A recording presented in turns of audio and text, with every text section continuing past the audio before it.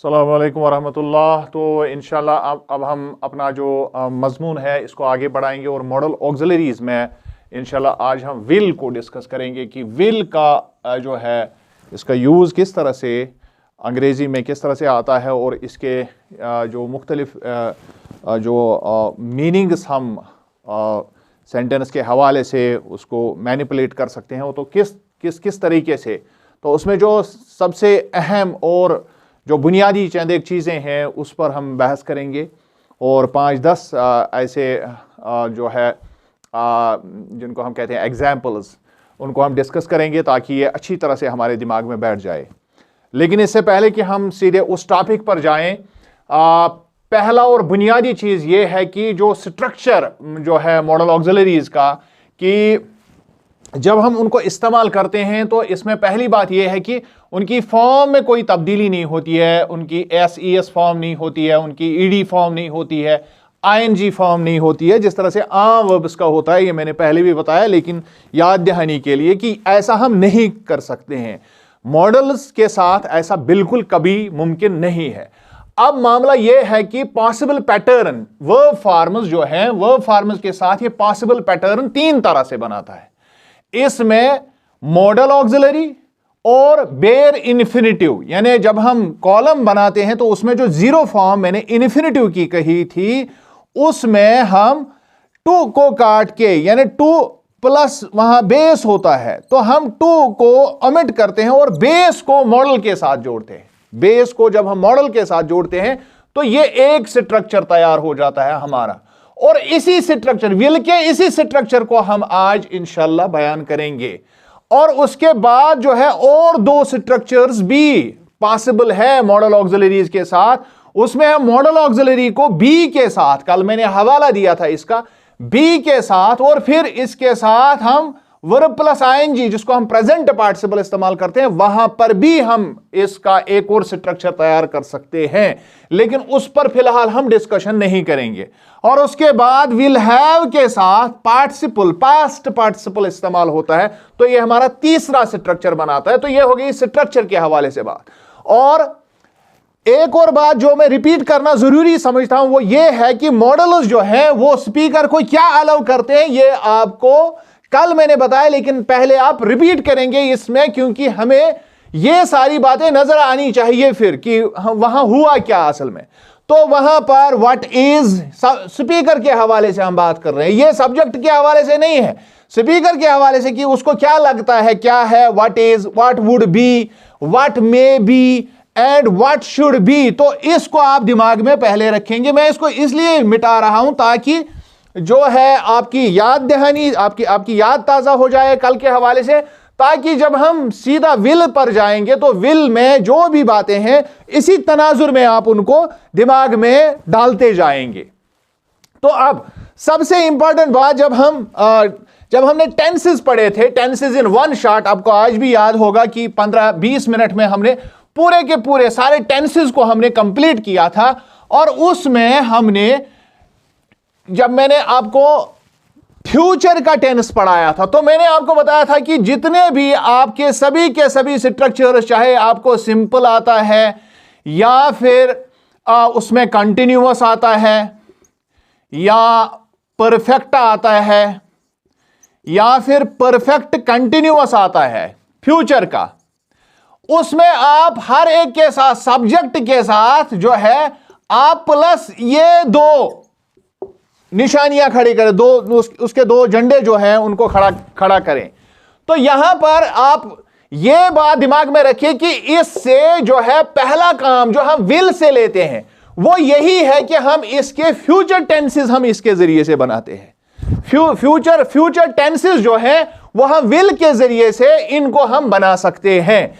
अब उसके बाद बहसती मॉडल, ये पहला काम इसका हमेशा होता है कि आपको फ्यूचर सिंपल बनाना है, फ्यूचर कंटिन्यूअस बनाना है, फ्यूचर परफेक्ट बनाना है या फ्यूचर परफेक्ट कंटिन्यूअस बनाना है, तो आपको हमेशा विल की जरूरत पड़ेगी। अब यहां पर मैं आपको यह भी बता सकता था कि आप शल भी इस्तेमाल करें, लेकिन शल के हवाले से जब हम कल बात करेंगे तो इस पर 2-3 बातें मैं जरूर करूंगा आपसे कि आजकल आप देख रहे हैं कि विल ही ज्यादा इस्तेमाल होता है। उसकी बुनियादी वजह क्या है, बुनियादी सबब क्या है, इंशाल्लाह वो अगले लेसन में होगा। तो यहां पर हो गई ये पहली बात।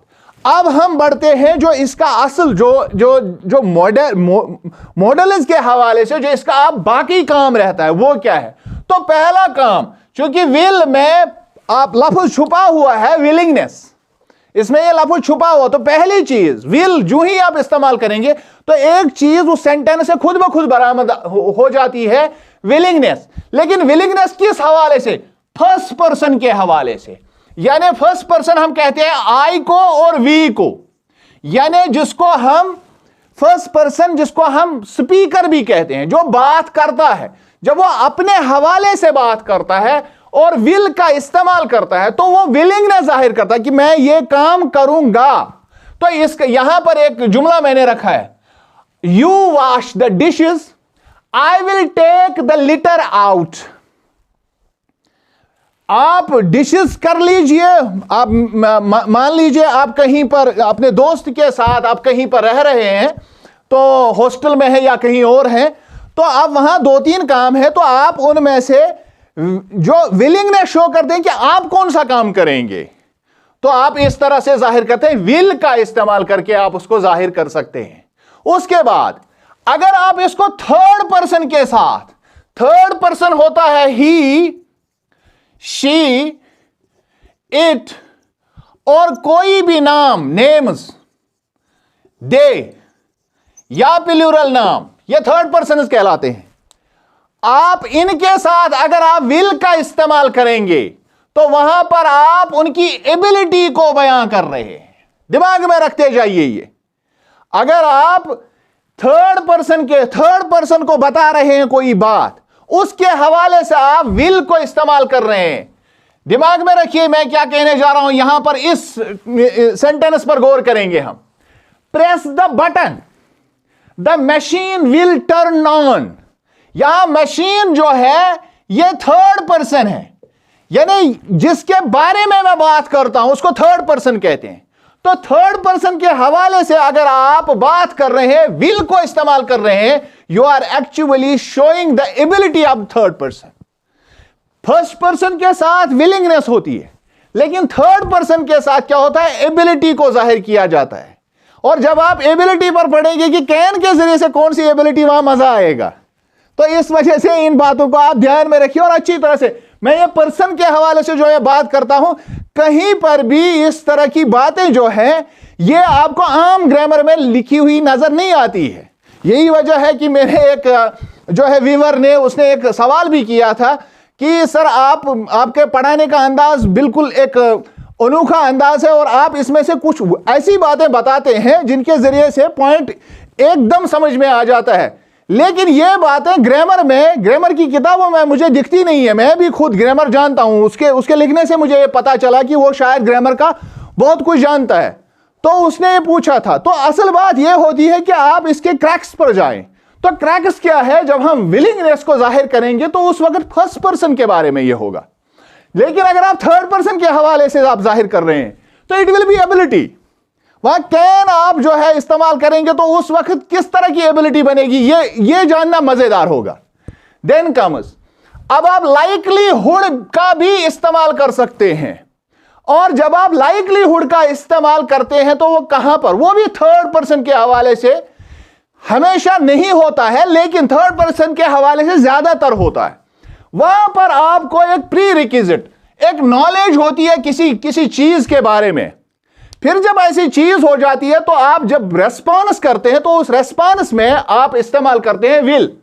यहां पर आप समझ लीजिए, मैंने रिहान से कहा था कि मुझे फोन करना, और उसने कहा कि मैं 1 घंटे बाद करूंगा। अब तकरीबन पौना घंटा तो हो गया, रिहान का फोन अभी नहीं आया, और अचानक बेल जो है, मेरा फोन अंदर रह गया था और बेल बजी और मुझे मां बुला रही है कि अंदर फोन की घंटी बज रही है। तो मैं उससे कहता हूं दैट विल बी रिहान। तो यह मैं क्यों बता रहा हूं दैट विल बी रिहान, मैंने किसी खास बुनियादी एक्सपेक्टेशन की वजह से, on the basis of certain knowledge, कोई पहले से कोई बात मुझे मालूम है, उसके हवाले से मैं बात कर रहा हूं। तो ये चीज जो है लाइकलीहुड में आ जाती है। यहां पर हम लाइकलीहुड को बयान करते हैं विल के जरिए से।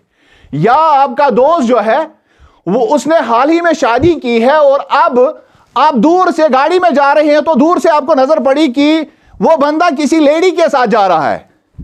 तो आपका एक और दोस्त साइड में बैठा हुआ है कि यार उसके साथ कौन सी वो लेडी जा रही है। तो आप कह रहे हैं that will be her wife. On the basis of that knowledge आप ये कह रहे हैं कि मुझे पहले से पता है कि उसकी हाल ही में शादी हो गई, तो शायद घूमने अब चूंकि कपल्स जो अक्सर बेशतर घूमने जाते हैं तो इस वजह से आप ये बयान कर रहे हैं। तो that is likelihood actually. Then comes offer and request. यहां पर मैं आपको एक बार बताऊंगा कि ऑफर और रिक्वेस्ट करने में डिग्रीज होती है। आप कितने पोलाइट हैं, आप कितने पोलाइट हैं। विल से भी आप ऑफर कर सकते हैं, विल से भी आप रिक्वेस्ट कर सकते हैं, लेकिन डिग्रीज में पहले विल, उसके बाद शैल और उसके बाद वुड।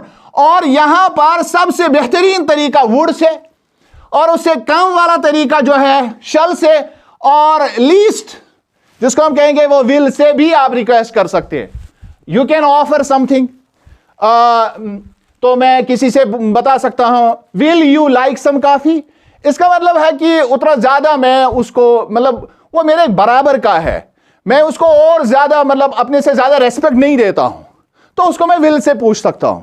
लेकिन फिर अल्फाज का जब हम तगीर तबद्दुल करते हैं तो वो इस हवाले से करते हैं कि सामने वाला आदमी कौन है। तो वहां पर हम चूज करते हैं या तो शैल से या फिर वुड से करेंगे। उसके बाद कंडीशनल। फर्स्ट कंडीशनल इससे बनता है। जब हम सेंटेंसेस में जब हम कंडीशनल सेंटेंसेस पढ़ेंगे तो मैं सिर्फ यह बताऊंगा यहां पर फर्स्ट कंडीशनल क्या होता है कि अगर आप बेसिक रिक्वायरमेंट करेंगे, उसको पूरा करेंगे, कंडीशन को फुलफिल करेंगे तो रिजल्ट आ जाएगा। उसको फर्स्ट कंडीशनल कहते हैं, उसको फर्स्ट कंडीशनल कहते हैं। तो यहां पर he will move to US, वो यूएस जा सकता है लेकिन उसके लिए उसको टॉफेल का टेस्ट पास करना होगा। If he qualifies the test, यहां इससे कंडीशनल बनता है और यहां पर भी हम विल से ही उसको बयान करते हैं फर्स्ट कंडीशनल को। तो ये कंडीशनल स्टेटमेंट बनाता है। उसके बाद कमांड। फोर्सफुल या फोर्सबुल भी आप कह सकते हैं देन इंपरेटिव। अगर आप किसी को इंपरेटिव सेंटेंस के जरिए से आप किसी को बता रहे हैं, और याद रखिए जब हम कमांड देते हैं वो हमेशा सेकंड पर्सन को देते हैं, हमेशा सेकंड। अभी हमने फर्स्ट पर्सन की भी बात की और थर्ड पर्सन की भी बात की, लेकिन सेकंड पर्सन तो रह गया। अब अगर सेकंड पर्सन को हम कोई कमांड देते हैं इसके जरिए से, मिसाल के तौर पर you will finish the homework before dinner, तो यह स्ट्रांग कमांड बनेगा। यानी आप उसको एक खास तरीके से एक चेतावनी की तरह कमांड दे रहे हैं। लेकिन अगर आप इस तरह से आप इसको कंपेयर करें, do your homework before dinner, ये इंपेरेटिव सेंटेंस में अगर आप इस तरह बयान करेंगे तो ये उससे बिल्कुल मुख्तलिफ हो जाएगा अगर आप इस सेंटेंस पर गौर करेंगे। Then comes number 9th, it is the characteristic, it shows characteristic habit. यानी किसी जानवर का, किसी इंसान का अगर कोई कैरेक्टरिस्टिक हैबिट है, यानी उससे वो जाना जाता है उस कैरेक्टरिस्टिक से, तो उसको भी आप इससे जाहिर कर सकते हैं। मिसाल मैंने यहां दी है डॉग की। ए डॉग विल यूजुअली ओबे हिज मास्टर, क्योंकि ये कैरेक्टरिस्टिक उसका है, ये भी आप शो कर सकते हैं। देन कम्स एजम्पशन, यानी आप कोई किसी चीज का आप अंदाजा भी कर सकते हैं, अंदाजा लगा सकते हैं। मिसाल के तौर पर he will be dear by now, आपको अंदाजा हो रहा है कि क्या हो सकता है या क्या होगा। तो इस तरह से आप जब assumption लगाते हैं तो इस तरह से भी हम विल का इस्तेमाल करते हैं। इसके जो स्ट्रक्चर्स है उनके बारे में और इसका कंपैरिजन बाकी ऑक्सिलरीज के साथ किस तरह से होता है, यह आगे चलकर आपको कंटिन्यूअसली देखना पड़ेगा, तब जाके इसकी कोई मीनिंग होगी। Thanks a lot, thanks for watching.